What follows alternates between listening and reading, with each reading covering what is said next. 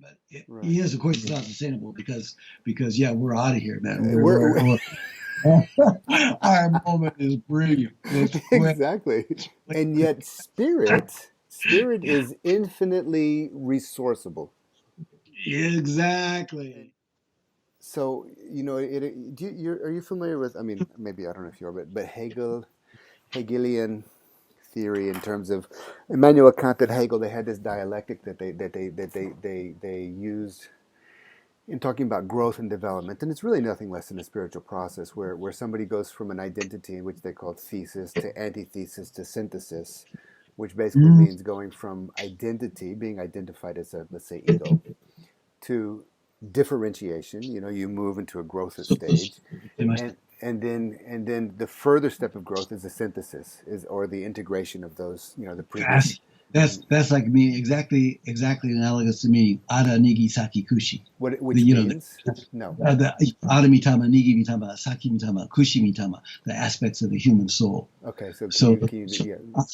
ada mitama means to manifest physically. Nigi mitama means to further differentiate. Mm, Ada mitama is just the kind of the rough aspect to show up. right, right, Nigi mitama is further along that path. right. Basically, kushi mitama, which is rarely Saki Mitama, is to really, really, really further differentiate. Kushimitama is to return to the source. Is Okay, a okay, kind of the penetrating aspect. The multiplicity becomes one. okay. So start from the beginning again. So Anamitama, there's the Aramitama, which which means means it's kind of the rough soul. It means to kind of show up. yes, And Nigi first Mitama, manifestation.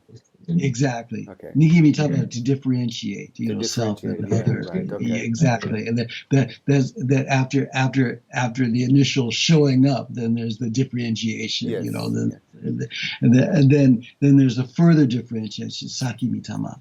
Then Kushi Well, Mitama, hang on a second. So from differentiation to further differentiation, what's the yeah, distinction? What is that distinction? the multiplicity. Okay, There's a kind of it's just kind of like the story of everybody's lives. Like as they show up, then they become as a child they're the entire universe. Then the yes, universe yes, widens, yes, yes, yes, yes. then ultimately, ideally, it becomes not about them. It becomes about the process. It becomes the movement Right. itself. It's So, really so okay. important. So, in a sense, you have the first manifestation. That first differentiation is in relationship to that. I'm no longer that. Exactly. Then the Yeah. further differentiation, Mitama. Exactly. and then Adamitama, Nigimitama. So first there's self, then there's self and others, yes, then there's the great universe, and then there's Kushimitama, which is Kushi, which is like penetrate, like stick, like Kushi yes, skewer, yeah, yes, skewer. yes, yes. So that to create the one from the multitude, that's Okay. a kind of really that mature process. And this and what is it? Kushumi, Kushi mitama. Kushimitama. Is this a unity? Yes, exactly. Yeah, like Exactly. So the skewering. Is it like penetrating to the source of the universe, it's or penetrating to the source, but also it just reintegrate. Really, basic meaning is reintegration. That create the one from the multitude. The mature phase, which is actual reintegration. okay? Now, Mm-hmm. how would you relate this to Aikido? Well, that's kind of the Aikido process, isn't It, it? it I certainly mean, is. so it's basically the Aikido process. As we become aware of ourselves, become aware of flows, become more comfortable with flows, and eventually become the mature Aiki mind, and the Aiki body, the Aiki mind. So for instance, currently our training really works on building the Aiki body. We're building the physiological framework for Kind consciousness. of the grossest level of manifestation in a way. Really building the physiological model for consciousness. So in Shinto, also, there's something called himorogi. Himorogi means the divine solar tree.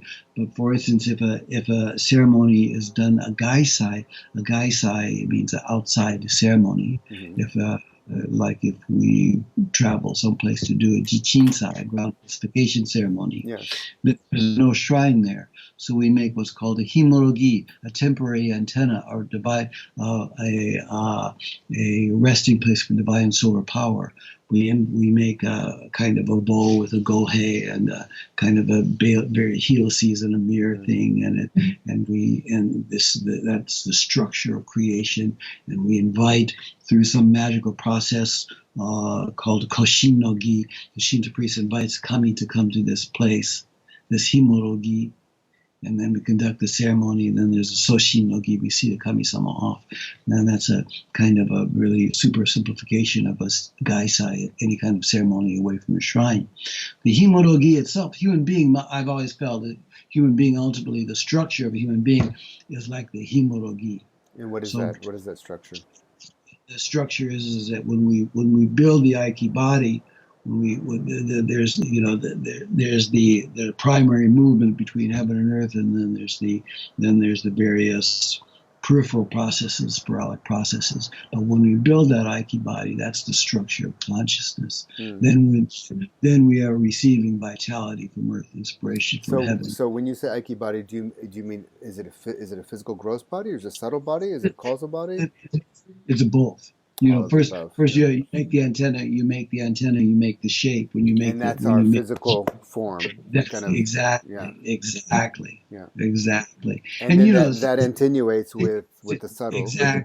Exactly. Or the kami in Shinto. And you can see I've seen your movements. You are really a happening guy. So is you is or is you ain't. When you look around, there are people who have it and people who don't have it. Sure. And Aiki is this wonderful technology, so people can get it, and it's kind of it's natural that people want it, it's a kind of that we have this natural calling, like the calling between parent and child for connection to Kanagara, connection to the great universal movement. Well, so for me there's we can kind of be in our body, and that's cool, and I can work on just a physical gross level, with angles and leverage and technique, and we work against each other, and that could be an interesting training, and maybe that's where many of us start. Many of us don't go past that in Aikido, unfortunately, but then we can begin to work in a subtle level where we start to connect and maybe even reach, as you're talking, the kami, which is really it's kind of the peak experience, one of the peak experiences in the art, and it's a shame for people not to get it. But what I found even more interesting is when two people kind of are resonating with that kami, or that kind of, and they meet together at that level, then it's really the gold of the art, if I can use that word. I agree. And it's such a shame, for my opinion, that people practice for years and they don't make the shift to those other realms. I'm with you, man. I think it's there are people who are they're putting in the time, they're putting their energy, they're putting their monetary resources, and they have nothing to show. It's so sad. They might have a good shionage or something like that. But. Yeah, great. It's sure. but that's not what their soul is looking for. And it's not sustainable, because as physical forms. It's also not what they started out looking for. It's not what it's not the calling that they answered. When people are drawn to Aikido, it's because they're really looking for something quite magical. They're called. I think they're called from beyond to come. And then so often along the process they become disillusioned, and they settle for a killer Nikyo or something like that. But that's not what they were after in the beginning. It's not. And what I mean by not part of it, but of course it's not sustainable because we're out of here, man. Our moment is brilliant. Exactly. And yet spirit is infinitely resourceable. Exactly. And this body can go.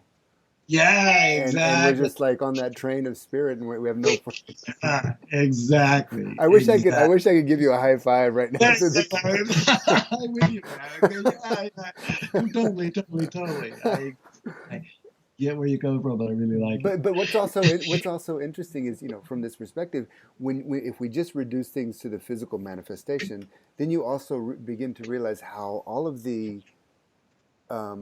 debates about this technique or that technique or this style or that style is such a waste of time and vital Yeah, energy, vital life energy. it's so silly. Is it's a really simple. Is or is you ain't. It's either happening or it's Okay, not. wait a second. Is you is or is you ain't? Ancient Shinto wisdom. Wisdom. So, so is or is you ain't. And, people either have it or they don't have it. And so Right. there are people who are doing what they would consider, really, really kinky hard training who don't have it. There are people Yep. who are doing really soft training who do have it. So it's I always like to think of it. I know an instructor in particular who I won't mention who teaches in a really kind of a disconnected and soft way. However, he's got it. His students don't have it, but he's got it. If you squeezed him, Aikido would come out. Yeah, So, right, so it's right. kind of there's that interesting thing. If someone is squeezed, what comes out? Is it Right. Aikido or is it not? Is it not? And Right, right, right. that's a big shift to What? where Yeah. people have integrated things. It becomes them. If they're squeezed, it's Aikido that comes out. They become the Aikido. So this is interesting. So, because you were speaking about purification, and I know that this is a very big aspect of Shintoism, and in a Yes, way, one of the reasons that the kami or the Aiki kami or whatever you want to call it doesn't come through us is because we haven't purified the channel. The channel is gross. so The channel is blocked. The channel is not perfected, and yeah, we're so busy with silly shit. We're so obstructed. We're so you know that the ego monster, the ego and arrogance yeah, monster yeah. keeps so busy that So Tohei busy. said Yeah. Tohei Sensei said something really fascinating.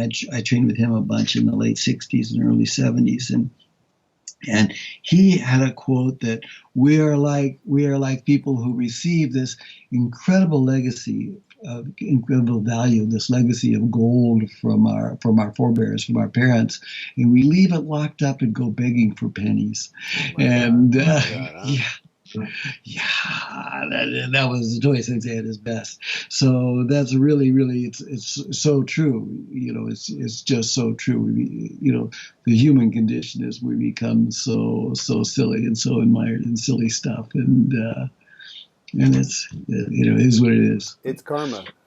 Yeah, And yeah, if not in this life, if not in this existence, then we'll come back around and having to deal with it at some point. If I can be Buddhist for a moment. yeah. Well, listen, great, Sensei. It's fascinating talking with you, and Super so delightful. yeah. Thank you so much. And what fun. Thank you very much, Adios. Sensei. Yeah, looking forward until next time. Cool. And I'm loving the Skype thing, by the by. Oh, are Again, you this kidding? my first Skype, my first Skype call, and you never forget your first. So, Well, so really well, meaningful. may it not be your last. Ay, adios. That's all. All right, Sensei. All the That's best. all. Have a great Thank you, day. Des. All right, bye bye. Bye, Des.